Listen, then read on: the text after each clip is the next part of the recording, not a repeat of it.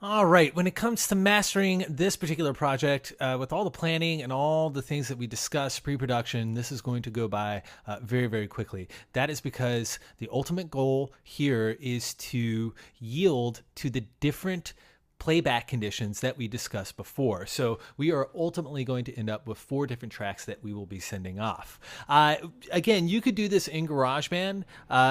The scenario that we have here would be as if we have already imported the GarageBand project into Logic, created a mix down in, then brought both of those mixes back in for mastering. All right, so I'm not going to stray off into too many advanced concepts that are specific to Logic. So you will very easily be able to follow along if you are proficient in GarageBand. We are going to use the same types of effects, not the exact same effects, the same types of effects that are available in GarageBand, which would be an EQ, multiband compressor, and a limiter. It just so happens that the plugins that Logic has when it comes to those are definitely a lot better. There was more development put into them. The algorithms make for better treating of sound, and it comes out ultimately with better sounding masters. That is one difference, I guess you could say, in a nutshell, between Logic and GarageBand. We have gone over this at length in other videos, so I don't want to repeat myself. However, this is mainly to focus on the concepts of creating multiple masters and focus on the basics of mastering when it comes to standard signal chains. Okay, so what we are going to do is go ahead and drop in our track EQ, which would be channel EQ. We are going to also go ahead and drop in our dynamics, which would be a multipressor or the multi-band compressor. And then we are also going to drop in a limiter. The one that I love in Logic would be the adaptive limiter. All right, it is awesome, as you will be able to hear. Okay, first thing we're going to do is bypass all of these so you can get a sense of what these tracks sound like without any sort of processing on the master track. Okay, we are going to play the final mix, which is the normal volume mix. You can see that we have a low volume down at the bottom.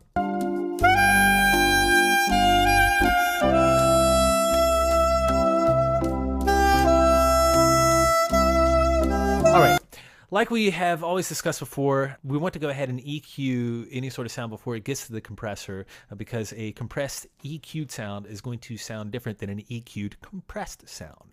So let's go ahead, turn bypass off on the EQ and discuss a little bit what we talked about before in creating bright masters and warm masters. If we were to go ahead and play this and brighten everything up, everything that was brightened up in the mix is going to be brightened up even more. So what did we talk about that was very bright in the mixing process? We talked about the soprano sax, we talked about the attack on the piano, we talked about the attack of the güiro and the tambourine. So let's go ahead and play this. I'm going to add a good boost of high end so you can hear the audible difference and then bring it back, and then we'll compare between just a dash and nothing at all. So you can hear this. Of course, bring this down to about 2K.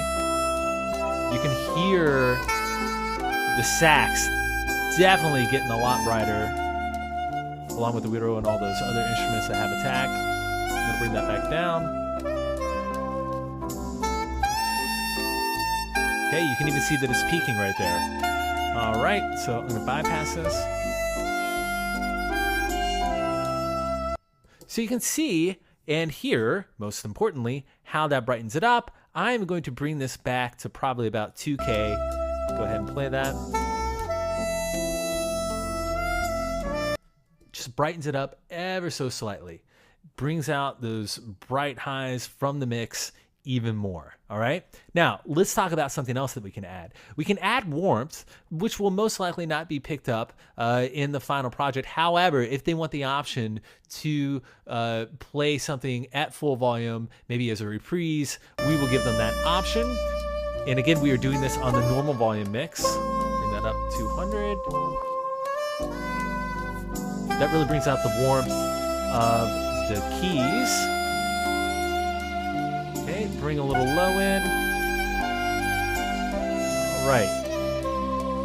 Let me bypass this so you can get an A-B of the sound. And bring it back. Okay, now the next thing we're going to do is add the multipressor. You can hear an audible difference there. What do we want to work with here? Let's go ahead, bring this back to the beginning. We are going to want to make things, again, even brighter. Let those through, let a little warmth in.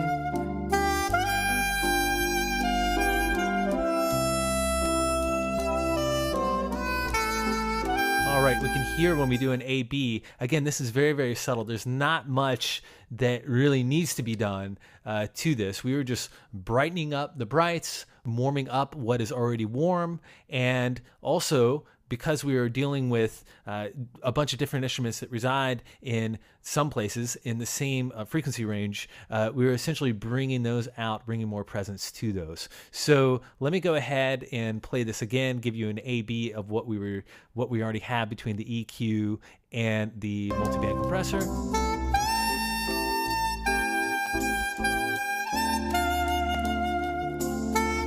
Right, you can see how those layered on top of each other really adds a lot to the mix. Now, we've been peaking, as you've noticed. The adaptive limiter should, in theory, take care of that.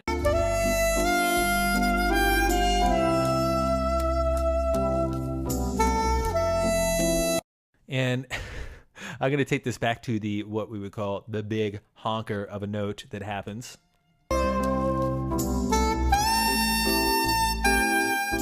And you see that we are not peaking. All right, now let's go ahead and bypass each one of these and see where we stand now.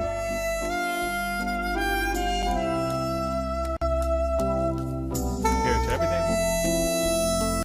You can hear that we are able to comfortably bring everything up without peaking.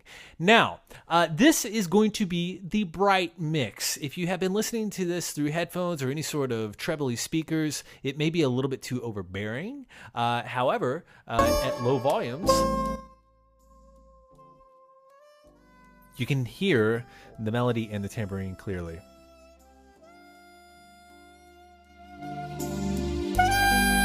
As far as mastering on this one, would I say that it's done? Possibly. All right. And the reason is that if you have seen any other projects that we have mastered, it was quite the laborious process. There are two big reasons for this. First of all, we are dealing with a fairly stripped down arrangement. All right. We don't have a ton of tracks going. We don't need to sit here and remain conscious of like, oh, is the bass, just rumbling, and do we need to rein that in? Or do we have backup singers that maybe we could bring out a little bit more presence in their voice? No, we are dealing with a fairly stripped down arrangement. So that is alone will cut down on mixing and mastering time. In addition, what we are dealing with is a ballad. The dynamic range of it is wider than, we could say really loud rock, which is just cranking all the time, which you may think, oh, well, maybe we have more of a wider dynamic range to deal with, therefore the mastering should be more involved. However, that is not quite the case. In this case, we want to allow this to be as dynamic as possible, all right? So we are not going to go in here and start thinking like, oh, we have to just pump everything up from the bottom and I'll make this be this one squashed yet perceptually dynamic song. No, here we want to let it breathe as much as possible. So if you noticed, the EQ is so subtle. The compression is very, very subtle. We are just letting the high ends through a little bit more. We're kind of taming the high mids. The warmth, we're allowing that to come through. In any sort of bass that's there, we're letting that come through ever so slightly.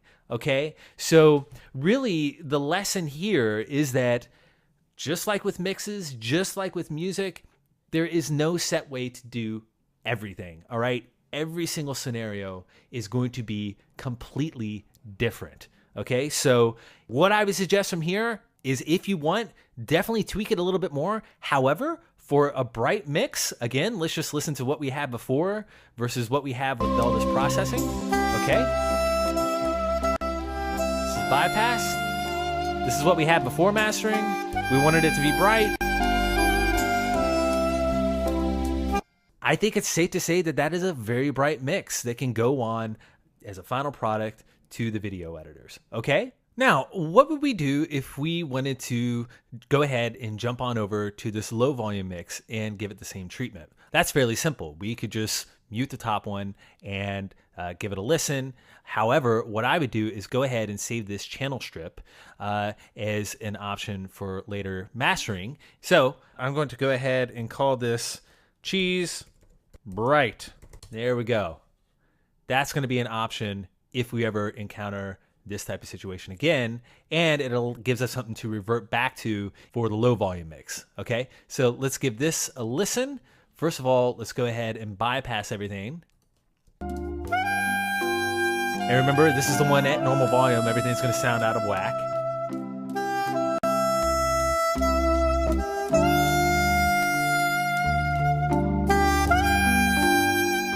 Everything still sounds ever so slightly out of whack at normal volumes. However, everything's been brought up.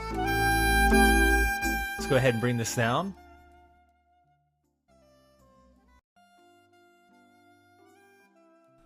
Okay, and like we said, we're going to make it a little bit brighter. We're going to bring up the warmth ever so slightly. Allow the high mids to come through. Bring this back up to normal volume. Do an A-B. All right, sounds good.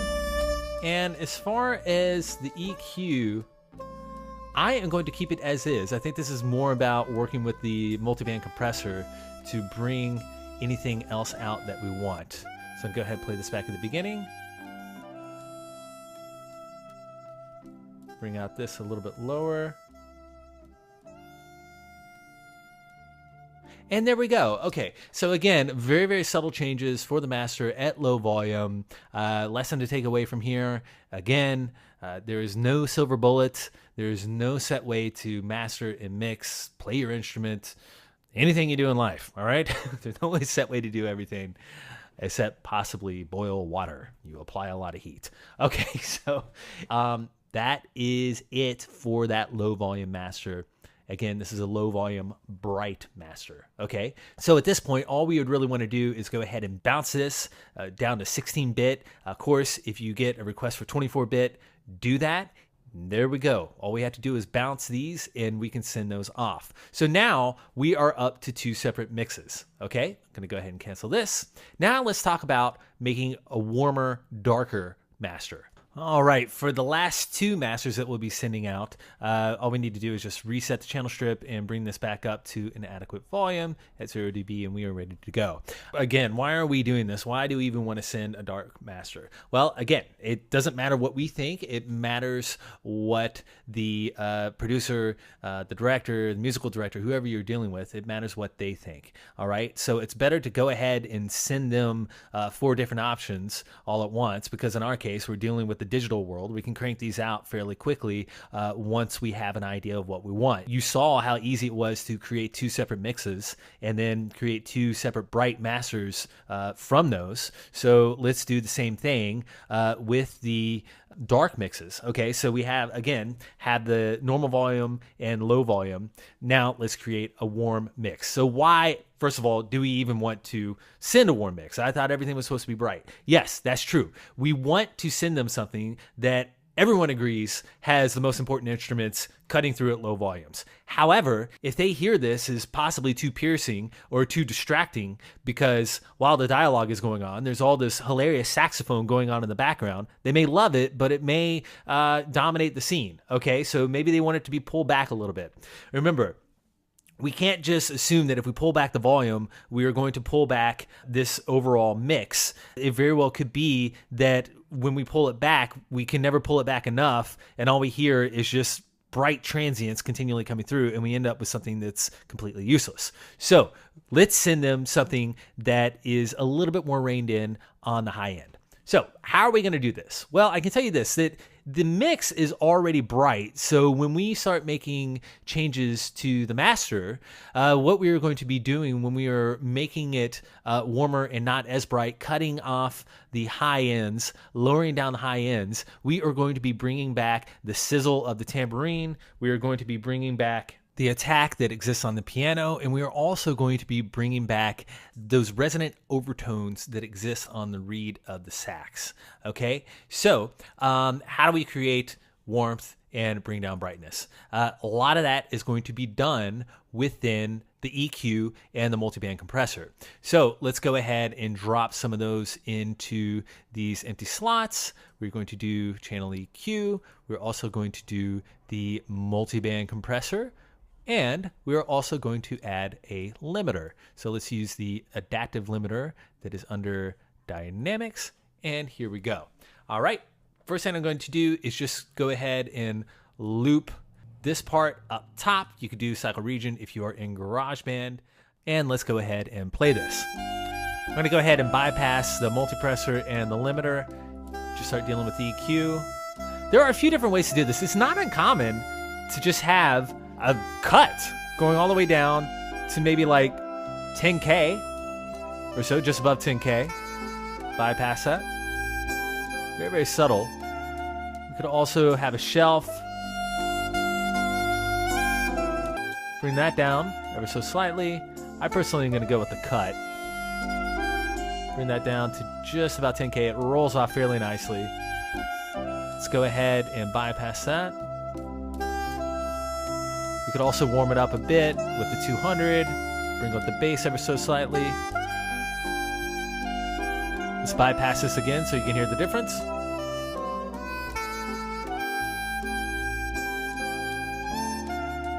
Roll the sound a little bit more.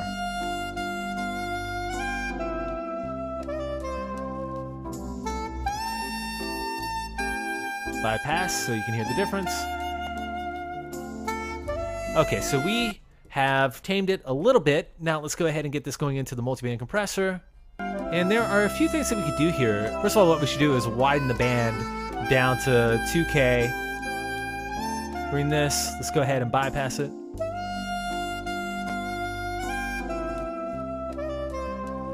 All right, we can already hear that amount of reduction that is happening on the high end. And also what we mentioned was about bringing warmth in, again, on the EQ. The way we would bring warmth through on the multiband compressor is by just boosting this up, letting it come through a little bit more. Again, bypass this. And there we go. The adaptive limiter has clearly been doing its work the whole time. It's allowing all this raised volume not to peak the master track.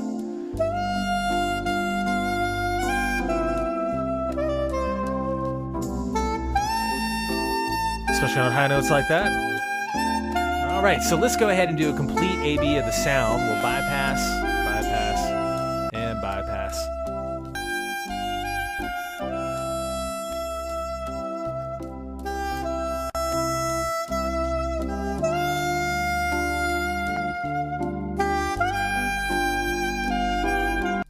And there we go. That's a fairly warm, a little bit darker mix. Again, what you could do, if you wanted to, you could probably bring that high cut down a little bit further. However, I like the way it sounds. If they want it to be less bright, they can always ask for it. And I will easily be able to do this because what I am going to do is save this channel strip as dark cheese. And there we go. We can always go back, use that as a starting point. Okay, all we even need to do is bounce this, and then we would have our third mix. So let's go ahead and listen to our low volume mix.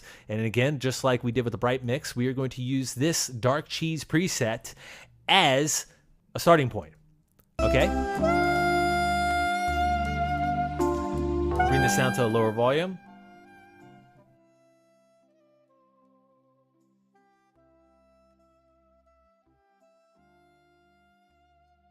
Now, if we were to bypass all this, clearly everything's going to cut through a lot more because it's bright, but this is intended to be a low volume dark mix. So I am going to adjust this back ever so slightly. I'm going to allow just a little bit of brightness to come through.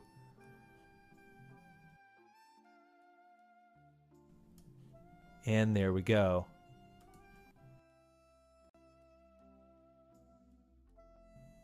All right, so you can hear the comparison between the before and after. Even though it is at a low volume, it is darker. It's not as drastic of a change as the normal volume mix. So those masters are done. All we would need to do is just go ahead and bounce this out and send the files off via USendIt, like we did before with the saxophone player. So there you go. That is the mastering process for this one particular case study. The takeaways I want you to really understand are as follows. First of all, do not be afraid to make multiple mixes and masters of a project that you are going to send off to be used as incidental music. All right? The reason is because this is going to be played back consistently within a controlled environment. It's not like a CD, it's not like vinyl, it's not like an album that's going to be given to a consumer who is going to be playing it on a large stereo, ripping it down to an MP3 and playing it over headphones via some sort of media player like an iPhone. It is only going to be played within one environment. So allow your mixes and your mastering to be dictated by that. The second takeaway I want you to really understand is when you are mastering rather dynamic music, okay?